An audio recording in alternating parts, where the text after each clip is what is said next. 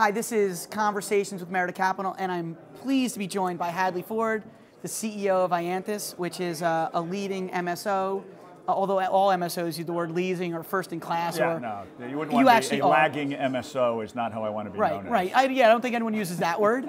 But last night I had a conversation in the lobby where I said, what is the metric for leading? And the person didn't have an answer, so I said, so why use it in your press releases? But, one thing I wanted to start, people don't often get deeper than the press releases or the sound bites. Mm-hmm. So one of the goals we have is to really give people a sense of what iAnthus is like, how it got to be here, so that they can assess whether they think the stock is good. But this is not about the stock, or it's really about the Hadley Ford story and the iAnthus story, so people can make an assessment. It's going to be a very short interview. It's going to be short, right?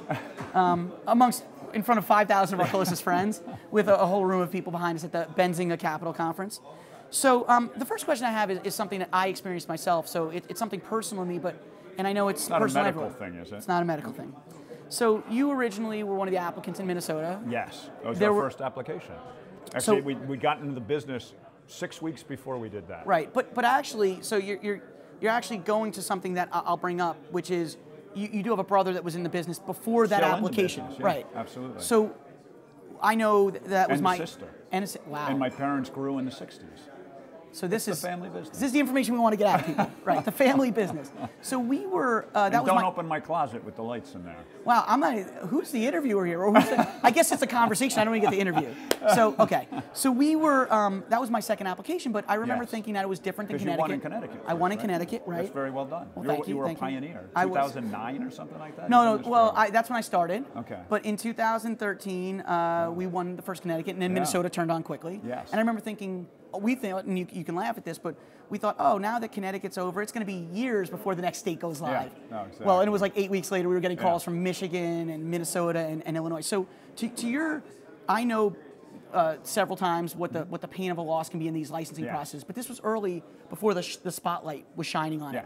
And Minnesota had, I thought, in some ways, did one of the most thoughtful ways of doing it, because they were only going to give out two. Yeah. They met with the people. Sure. They got a sense. Very professional process. Probably the best process that we've ever been involved in. I agree, just because of the fact that they met the people and had a chance to have a dialogue. Yeah, and they were very reviewing. They were very clear up front. Here's the steps, here's the scoring, the whole thing. This is great. So you're going right where. So my first question, I guess you would say, that people I think really want to know is, iAnthus's identity was kind of forged in those moments. It was. That's actually, we came up with the name like 2 months before the application. Yeah, so the identity was forged in a huge disappointment, not as public this as... This vodka's really good, by the way.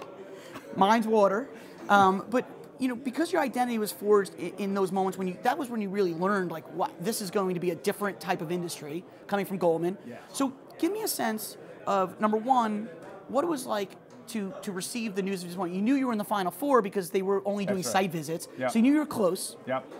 And we know now that the process is much more public, much more high stakes because of the market caps, et cetera. I don't even know what your market cap is of today. It's a billion US combined with them. Which is why I feel very comfortable asking you about an old loss that forged your identity, because there's no harm done at this point. So you learned a lot in that moment. So number one, give me a sense of what the conversations were. You guys, your brother had run a professional grow in New Mexico that was visited. Yes. Yep. I remember TheraPlant in Connecticut was visited. Yep. So very similar process, different result. Yeah. We were elated. You probably weren't. I've had the opposite. I've lost in other states after, which is why Merida exists today. Yeah. So tell me, what were the key things that forged the iAnthus identity? What you kind of learned from that disappointment, and how you rallied your team, and in this new identity decided you were going to take a slightly different path than just de novo licenses. Well, that's actually the lesson that we learned around that, right? Because you've got two types of processes. You've got what I call a cage match, where they say there's 2 licenses we're awarding, everyone piles in. Thunderdome, 2 men enter, 1 man leave. Exactly. Who's coming out with the key? Okay. That was the Minnesota process. Sure. Then you have processes like Massachusetts, where if you grind, you're going to get a license. It takes a while. Competitive versus, let's call it regulatory compliance. Yeah, and the way we think about it really is, because we conceived of iAnthus as a public entity. From the beginning? From the beginning. Even in the face of a disappointment? The first words out of my mouth when we set the company up were, what if we did a public company? So lacking ambition is not something anyone will accuse you of. Well, it's like the carpenter, everything with the hammer, everything was like a nail. Right. My background was sort of capital markets, out of Goldman and Fido and whatnot. So from my perspective, I said, hey, we'll solve all this with a capital market solution set. There wasn't access to capital back then. You weren't going to walk in a Citibank and get a prime +2 loan. Right. Really the only market, public or private, anywhere on the planet that has shown a willingness to finance cannabis were the Canadian public markets. Now, right.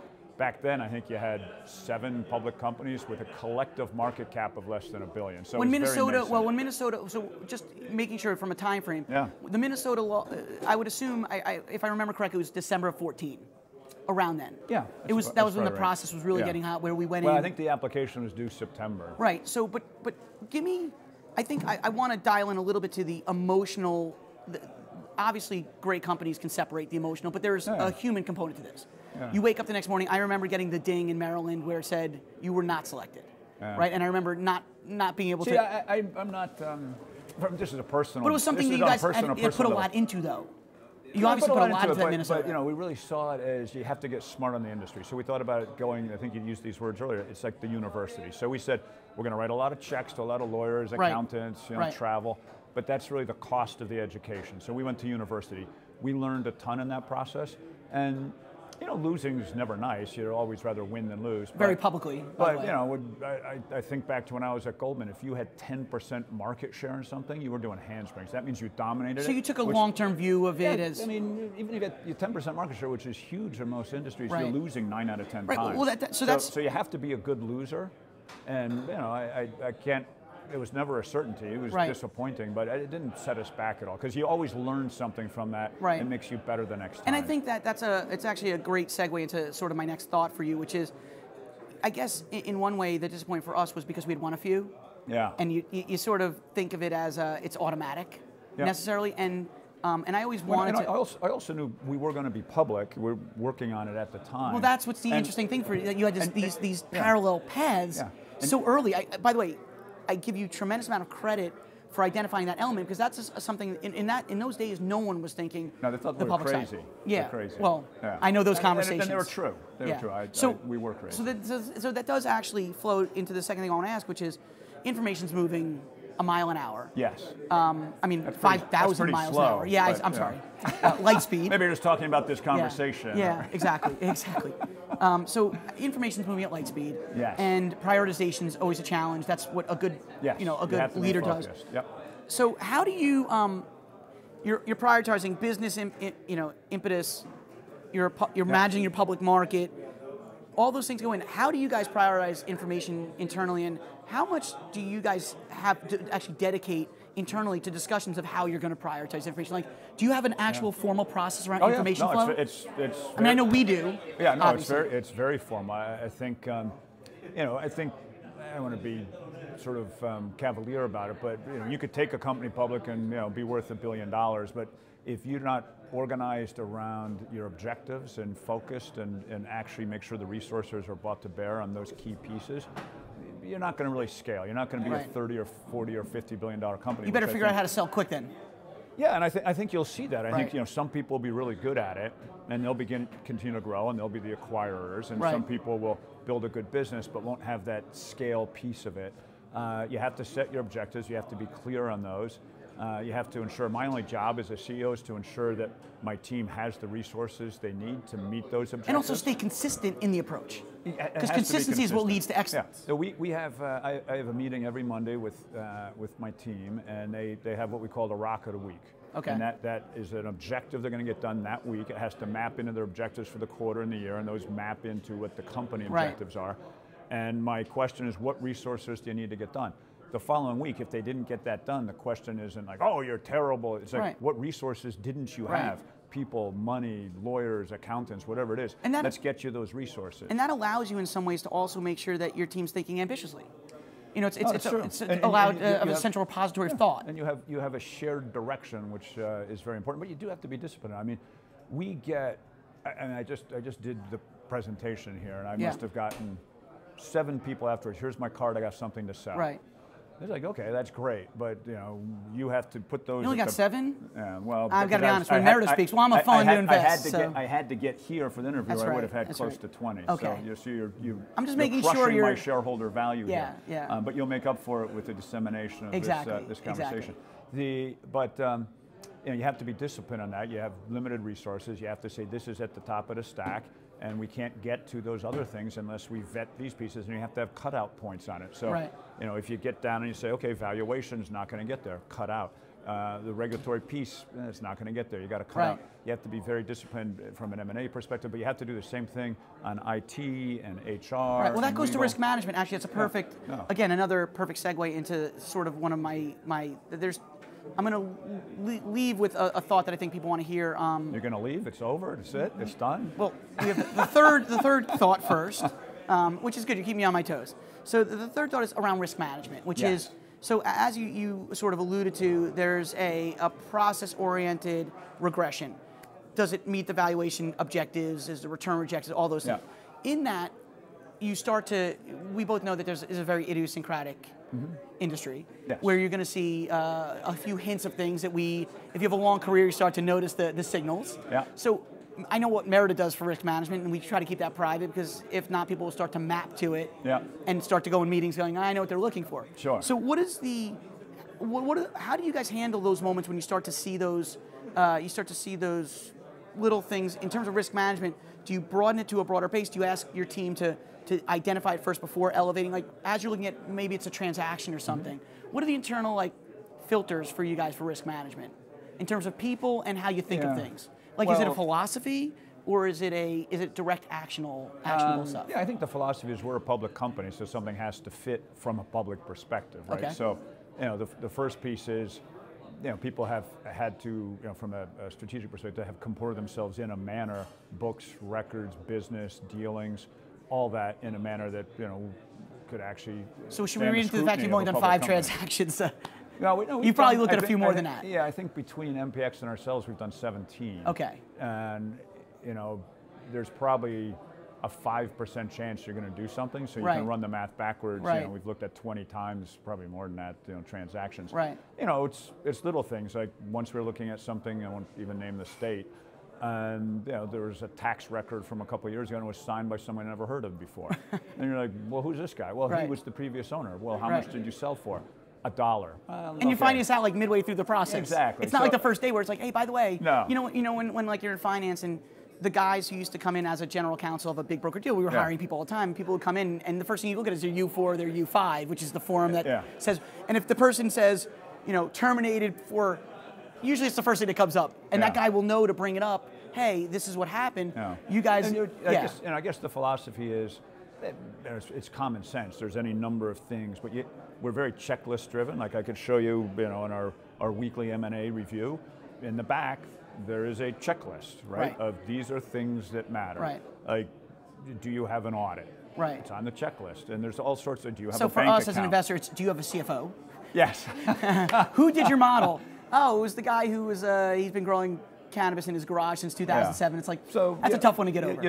You know what you have to have, but you have to be disciplined. You have to have a checklist. You go through it. You check those boxes. Okay. And there's no some things you can mitigate around, and someone says, I've been using QuickBooks instead of sort of a more sophisticated. Okay, that's not a deal breaker. You just have to deal with those pieces, but you have to have the answer to that because that's going to have an implication. Because there's an integration risk as well. There's integration risk. So, exactly. the last thing I want to ask you, which is the chance for you to sort of answer something that the market typically wants to know, is something actionable. Yes. So, December 30th. My ticker?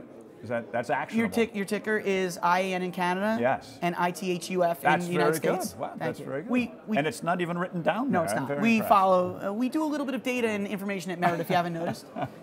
So, the last question I have is, it's December 31st, 2020. Other than sending me a Happy New Year text, like I always do. You're sitting there. What is the largest MSO? Not what their name. What is the market cap of the largest U.S. MSO? So 2 years from now. Yes. What is the largest market cap? What state is their basis of what's driving it? Whether, a lot of people think it might be California. I think the biggest one might be out of a New York or a Florida because of the trajectory of medical.